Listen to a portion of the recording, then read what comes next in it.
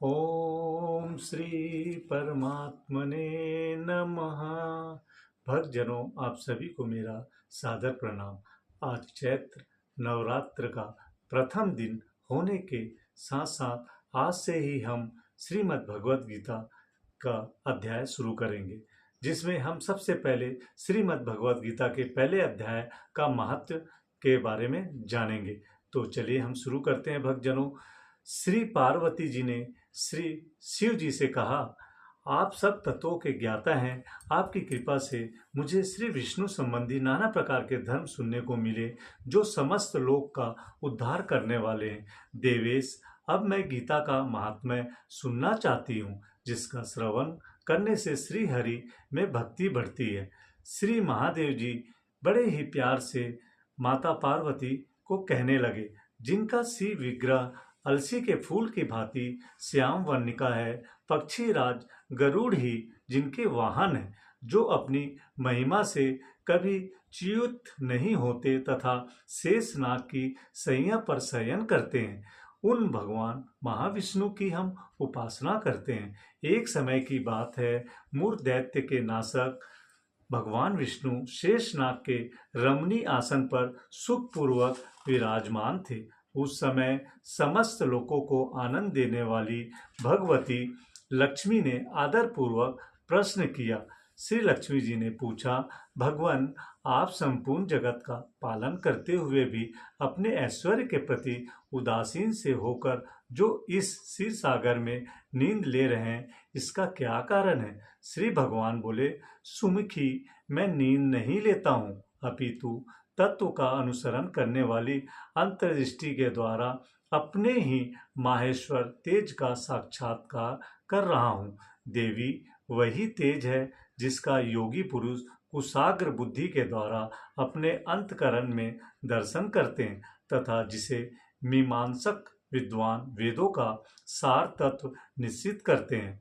वह माहेश्वर तेज एक अजर प्रकाश स्वरूप आत्मरूप, रोग शोक से रहित अखंड आनंद का पुष्प निष्पद तथा द्वैतरित है।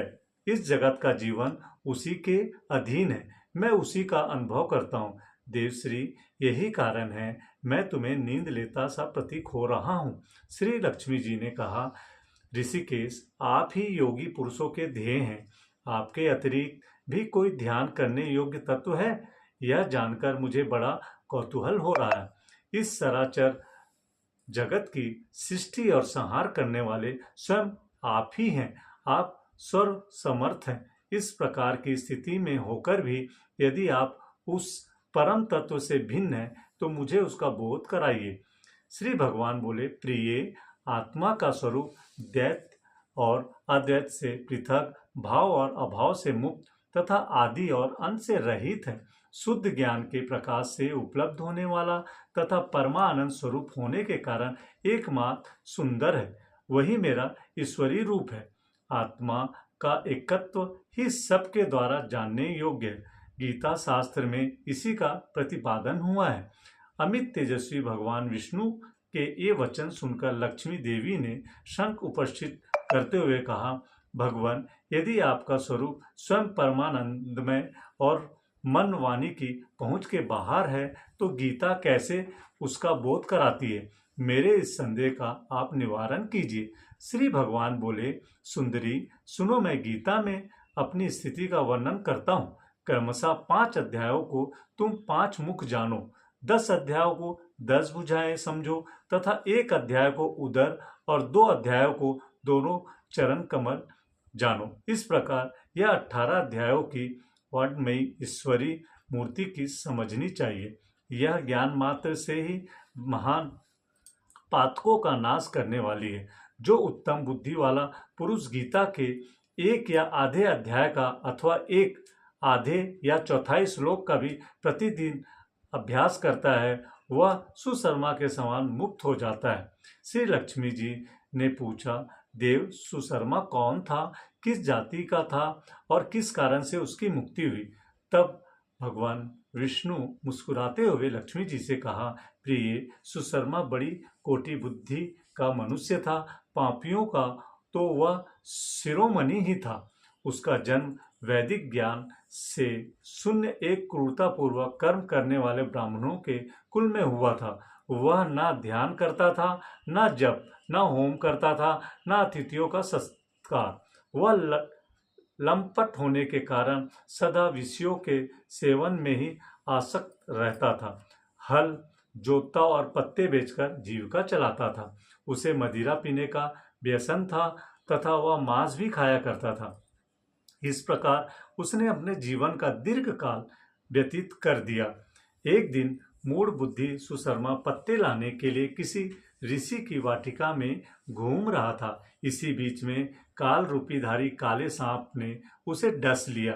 सुशर्मा की मृत्यु हो गई। तदंतर वह अनेक नरकों में जा वहां की यातनाएं भोगकर मृत्युलोक में लौट आया और वहां बोझ ढोने वाले बैल का एक दूसरा जन्म लिया। उस समय किसी बुड्ढे ने जीवन को आराम से व्यतीत करने के लिए उसे खरीद लिया। बैल ने अपनी पीठ पर पड्डगा भार लोते हुए बड़े कष्ट से 7-8 साल बिताए। एक दिन पगडे ने किसी ऊंचे स्थान पर बहुत देर तक बड़ी तेजी के साथ उस बैल को घुमाया। इससे वह थककर बड़े वेग से पृथ्वी पर गिरा और मूर्छित हो गया। उस समय वह कुतूहलवश आकृष्ट हो बहुत से लोग एकत्रित हो गए। उस जन समुदाय में से किसी पुण्यात्मा व्यक्ति ने उस बैल का कल्याण करने के लिए उसे अपना पुण्य दान दिया।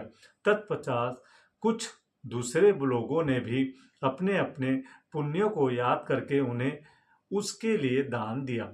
इस भीड़ में एक वेश्या भी खड़ी थी।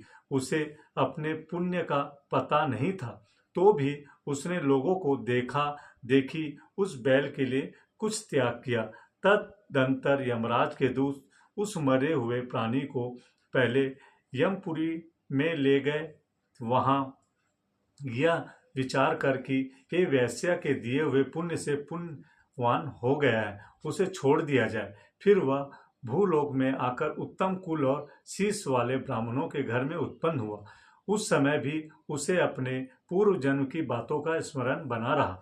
बहुत दिनों के बाद अपने अज्ञान को दूर करने वाले कल्याण तत्व का जिज्ञासु होकर वह उस वैश्या के पास गया। उसके दान की बात बतलाते हुए उसने पूछा, तुमने कौन सा पुण्यदान किया था? वैश्या ने उत्तर दिया, वह पिंजरे में बैठा हुआ तोता प्रतिदिन कुछ पढ़ता है, उससे मेरा अंतःकरण पवित्र हो गया। उसी का पुण्य मैंने तुम्हारे लिए दान किया था। उसके बाद उन दोनों ने तोते से पूछा। तब उस तोते ने अपने पूर्ण जन्म का स्मरण करके प्राचीन इतिहास का आरंभ किया। सुख बोला, पूर्ण जन्म में मैं विद्वान होकर भी विद्वता के अभिमान से मोहित रहता था। मेरा राग द्वेष इतना बढ़ गया था कि मैं गुणवान विद्वानों के प्रति भी ईर्ष्या भाव रखने लगा। फिर समयानुसार मेरी मृत्यु हो गई और मैं अनेकों घृणित लोकों में भटकता फिरा। इसके बाद इस लोक में आया। सुदूर की अत्यंत निंदा करने के कारण तोते के कुल में मेरा जन्म हुआ। पापी होने के कारण छोटी अवस्था में ही मेरे माता पिता से वियोग हो गया। एक दिन मैं ग्रीष्म ऋतु में तपे हुए मार्ग पर पड़ा था। वहां से कुछ श्रेष्ठ मुनि मुझे उठा लाए और महात्माओं के आश्रम के भीतर एक पिंजरे में उन्होंने मुझे डाल दिया। वहीं मुझे पढ़ाया गया। ऋषियों के बालक बड़े आदर के साथ गीता के प्रथम अध्याय की आवृत्ति करते थे। उन्हीं से सुनकर मैं भी बारंबार पाठ करने लगा। इसी बीच में एक चोरी करने वाले बहेलिये ने मुझे वहां से चुरा लिया। तत्पश्चात इस देवी ने मुझे खरीद लिया। यही मेरी वृत्तांत है जिसे मैंने आप लोगों से बता दिया। पूर्व काल में मैंने इस प्रथम अध्याय का अभ्यास किया था, जिससे मैंने अपने आप को दूर किया था। फिर उसी से इस वैश्या का भी अंतकरण शुद्ध हुआ है और उसी के पुण्य से ये द्विदेश सुशर्मा भी पाप मुक्त हुए हैं। इस प्रकार परस्पर वार्तालाप और गीता के प्रथम अध्याय के महात्म्य की प्रशंसा करके वे तीनों निरंतर अपने अपने घर पर गीता का अभ्यास करने लगे। फिर ज्ञान प्राप्त करके वे मुक्त हो गए। इसीलिए जो गीता के प्रथम अध्याय को पढ़ता है, सुनता है तथा अभ्यास करता है, उसे इस भव सागर को पार करने में कोई कठिनाइयां नहीं होती। और यहीं पर श्रीमद् भगवत गीता के पहले अध्याय का महात्म्य जो है समाप्त होता है। और अब हम आगे बढ़ेंगे श्रीमद् भगवत गीता का पहला अध्याय की ओर।